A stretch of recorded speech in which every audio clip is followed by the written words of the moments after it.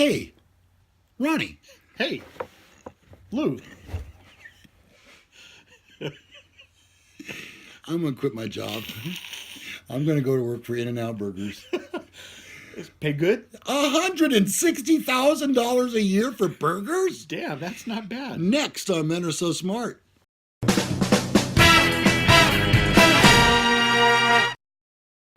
When thinking of six-figure salaries, flipping burgers may not come to mind. But In-N-Out Burger, the cult favorite fast food chain of the West Coast, sees its store managers earning over $160,000 on average, the company told the California Sun. Yeah, In-N-Out is just eons above everybody else on wages and benefits. They are really the best large chain. The Irvine, California-based company confirmed the eye-popping figure to Bay Area's KTVU News, noting that managers oversee only one location each. They ultimately become responsible for all aspects of the restaurant, from employee training to the cleanliness of the countertops. In-N-Out workers can start at $13 an hour. Minimum wage is $11 for California's larger companies, and work their way up to $160,000-ish salary without a college degree. The gig's no cakewalk, though. A top review of In-N-Out from an employee on Glassdoor, a jobs listing site, notes a fast-paced environment with very hard work and no shortcuts. The In-N-Out Vice President of Operations, Denny Warnick, told The Sun that quality service requires quality employees with quality pay. That's a great way of looking at things. It absolutely is. That's the vision of the company's founders, Harry and Esther Snyder. Paying their associates well was just one way to help maintain that focus, and those beliefs remain firmly in place with us today. You know, I can tell you, I've worked in some restaurants before. It is no cakewalk. We had one of our deputies that I worked with retired. He went to manage a larger family-owned ice cream business in the Sacramento area. You probably already know which one. It was too much for him. Really? Yes. We have a pretty fast-paced job.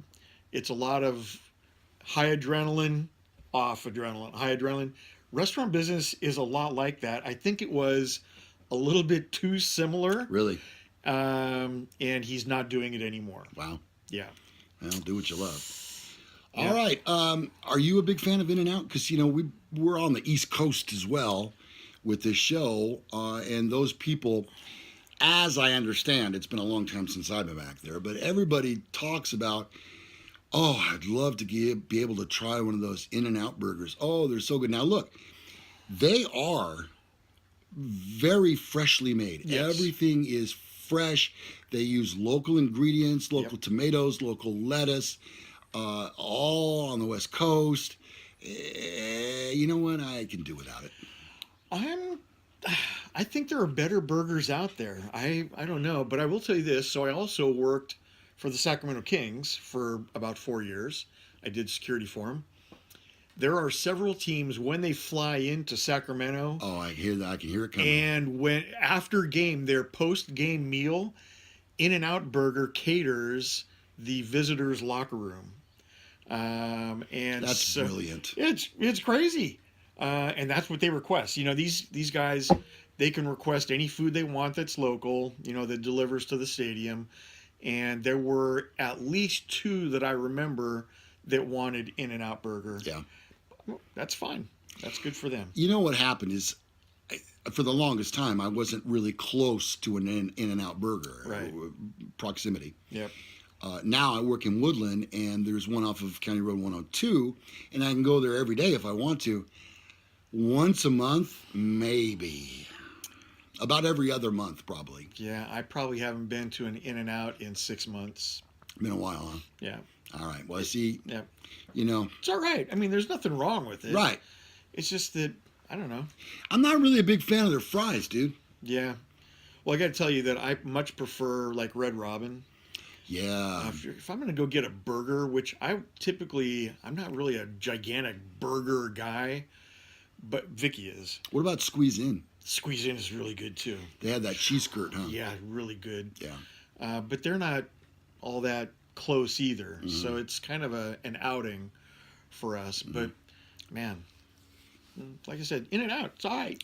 A North Carolina man who made headlines when he was caught for break-ins after winning a donut eating contest has been arrested again. And this time, he's accused of stealing from a donut shop. Yeah. It'd be kind of like Joey Chestnut stealing from Oscar Mayer Wieners. The Virginian Pilot newspaper reports 27-year-old Bradley Hardison of Elizabeth City was charged Thursday with stealing from a Dunkin' Donuts back in November. An Elizabeth City Police Department statement says he's charged with felonies, including breaking and entering and larceny. Wasn't clear if he helped himself to any donuts or not. A phone listing for Hardison rang disconnected. The Virginian Pilot reported in 2014 Hardison won a donut eating contest put on by Elizabeth City Police while he was wanted on suspicion of several break-ins. Bizarre. Investigators said they arrested Hardison after his win prompted further scrutiny, and he was convicted, according to the paper. Maybe he was practicing his donut skills. Yeah, he's boning up a little bit. Ronnie, in a previous episode, we had a discussion about service dogs. Yes. And how, I don't know, I hear about it a lot in California. I don't know if it goes on around the rest of the country, but people are trying to bring their pets on board airplanes. And you have some thoughts on service dogs. So my dog, Dora, she was actually trained in Israel. Now, she took a commercial flight from Israel all the way to California so that she could work for our department. Did she enjoy the movie? So that's the thing. There were 4 dogs. There were 3 other dogs with her, all from Israel. They rode down below in the luggage. Mm-hmm. They rode in a pet container, a crate, a large crate. But they rode in a crate from Israel to California. They were service dogs, but they're not emotional therapy dogs or emotional support dogs. The problem I see with this whole emotional support thing is there's really no documentation to say that this animal is or is not. Mm-hmm. You could take virtually any animal. Cockapoo. A cockapoo, yeah. I just wanted to say that. A cockatiel. Even a cock. Well, you know what? Let's segue into this story. That they might draw the line right there. A woman tried to board a plane with her emotional support pet, but United wouldn't let it fly. So you're saying to yourself, what kind of pet was it that they wouldn't let it fly? A peacock. An emotional support peacock. Yeah, I'm not buying it. United Airlines confirmed that the exotic animal was barred from the plane Saturday because it did not meet the guidelines for a number of reasons, including its weight and size. We explained to the customer on 3 separate occasions before they arrived at the airport, an airline spokesman said Tuesday to the Washington Post. The peacock's owner, who was identified by the AP as Ventico, a photographer and performance artist in New York, told the news agency that she bought the bird its own ticket. Well, then that makes it okay. Oh, well, yeah. I mean... Yeah, if you have a 600-pound gorilla, as long as you buy a ticket for it, yeah, and it's an emotional support gorilla. I sure hope that nobody's in the restroom when the peacock needs to go. The peacock named Dexter... Oh, good, it has a name. Because what else would you name a peacock? Dexter. Yeah. Appears to have its own Instagram account. Why, of course it does. Showing the bird in one photo perched atop a luggage cart at the airport. Spent 6 hours trying to get on my flight to L.A. after following all required protocol, in parentheses. The Post read, "Tomorrow, my human friends are going to drive me cross-country." Because there's nothing like a good cross-country companion like a peacock. Yeah. In response to the Post, Many criticized passengers' decisions to bring such animals on plane. Now it's getting out of hand, one person wrote beneath the Facebook post. People are abusing this and causing those with true service animals difficulty, another person added. Ridiculous to think she could fly with a bird that size and a very loud, large bird. Are you familiar with the sound that peacocks make? Is it like a turkey? No, it's way worse. Oh. We have peacocks behind our sheriff's station, and they sound like this. Help! Help! It sounds like somebody calling for help.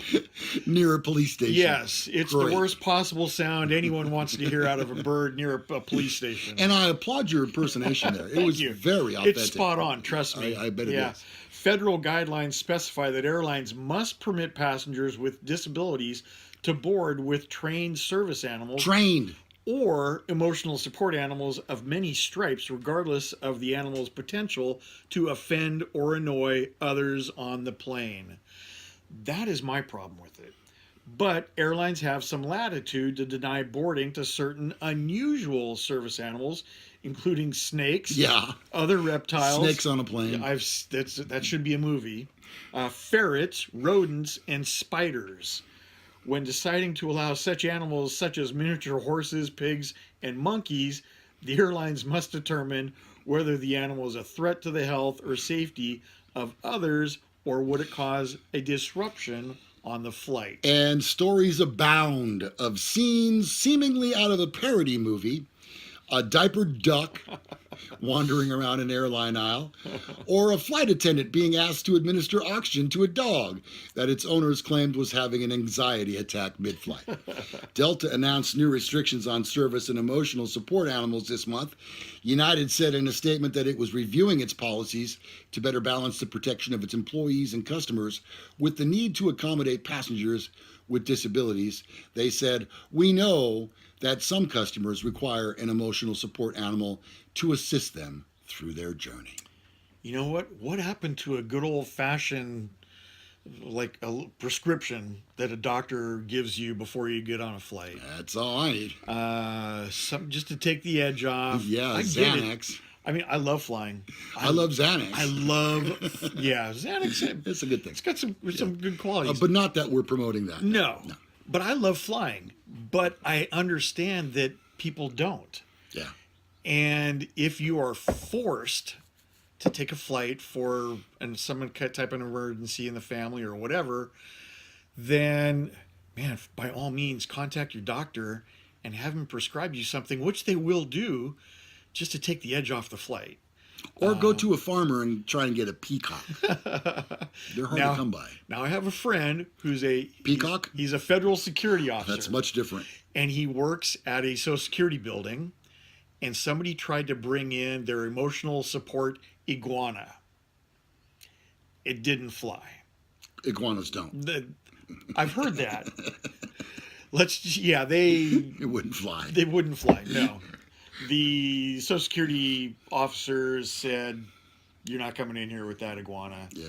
I'm not sure how much emotional support you need to go into a Social Security office. Oh, you know what? I'm going to rethink that because I've been into a couple of Social Security offices. It is stressful.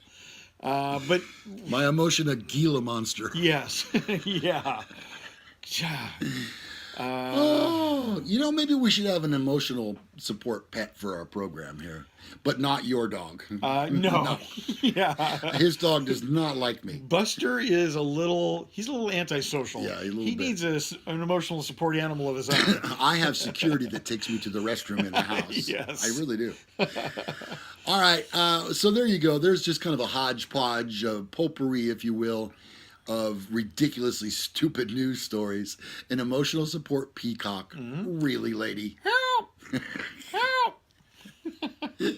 We hope you enjoyed this episode. Maybe it made you laugh. If it did, give us a thumbs up. We sure would appreciate it. Also, we are part of the Gallagher Entertainment Network. And if you could subscribe to our show, we would greatly appreciate that too. And share it with some friends. And that's how these things get to rolling. One person tells another and tells another. And frankly, with the library that we have right now of shows, Dang, like 200. 200 shows from which to choose. If you can't find an episode in all of that appeals to you, There's then something wrong with you. really honestly, because we've talked about everything. From beer to vodka to emotional peacocks. Farting. Oh, sure. Tequila, vodka. Farting. It's Groundhog Day. No, that was yesterday. That was Oh, yeah. So it's carrying over today. Yeah. Yeah. All right. All that information you'll want below and check it out. Okay. Also, support our sponsors when you can. We certainly appreciate that. I wanted to say hi to a buddy of mine, Matt, who watches us in New York. He is an incredible photographer, and you should check out. I can't do it. My phone is in the chart. Yeah, it's not there. I'll put a link down there, and you can check out his Facebook page. Okay. Good call. All right. Let's see. Until the next time, I'm Lou Gallagher. I am Corvette Ronnie. Finish it up, Ronnie. We'll see you next time. On. Oh, men are so smart. Bye-bye. See you.